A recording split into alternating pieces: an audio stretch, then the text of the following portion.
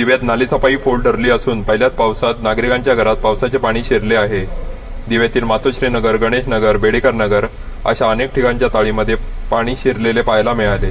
यामुळे नागरिकांचे आर्थिक नुकसान झाले आहे। दिवा प्रभाग समितीकडून नालेसफाई योग्य प्रकारे करण्यात आली नसल्याचा आरोप शिवसेना उभाटा गटाचे रोहिदास मुंडे यांनी केला आहे।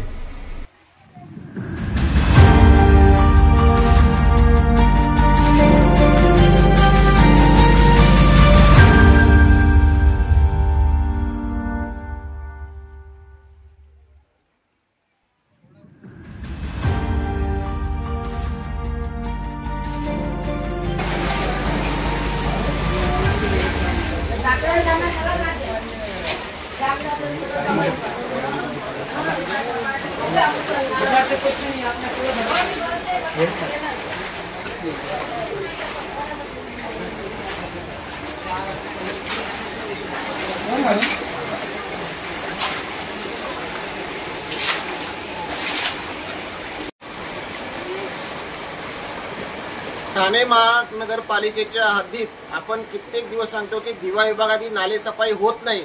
31 मार्च ही ठाणे महानगरपालिकेच्या आयुक्तांनी डेडलाईन दिली होती। त्याच्यानंतर सुद्धा दिव्यात नालेसफाई झाली नाही। यानंतर आम्ही दिवा विभागाकडून आयुक्तांची भेट घेतली। त्यांना सांगण्यात आलं की दिव्यात नालेसफाई झाली नाही तर हातसफाई झाली नाही आणि ह्याचाच फटका दिव्यातील नागरिकांना बसेल आणि त्यांच्या घरात पाणी जातो। आज पाहाल तर दिवा विभागात आज पाऊस चालू झालेला आहे। रिमझिम पावसातच अनेक चालींना पाणी गेलेलं आहे। आज आपण बघाल तर भगवान म्हात्रे चाल आहे, जय शिवशंकर चाल आहेत, या चालींना 2-2 ते 3-3 फूट पाणी गेलेलं आहे। याला जबाबदार कोण? तर आम्ही सांगितलं होतं की याचा सर्वस्व जबाबदारी ही दिवा प्रभाग समिती सहाय्यक आयुक्त अक्षय गुडदे आणि इथले स्वच्छता निरीक्षक परदेशी हे आहेत। तर आयुक्तांना आमची विनंती आहे की आज या लोकांचं जे नुकसान झालं याची नुकसानाची भरपाई त्यांनी महापालिकेने तातडीने या लोकांना द्यावी आणि या निष्क्रिय अधिकाऱ्यांना तात्काळ निलंबित करावं अशी आम्ही मागणी करतो। आणि आपण बघाल तर ही भगवान म्हात्रे चाल आहे। गेल्या 5 वर्षापासून आम्ही या चाळीचा पाठपुरावा करतोय की इथला नाला हा व्यवस्थितरित्या करून द्या। इथल्या लोकांना खूप अडचणी होतात। पावसाळ्यात दरवर्षी या लोकांच्या घरात पाणी जातोय, परंतु महापालिकेचं वारंवार याकडे दुर्लक्ष झालेलं आहे।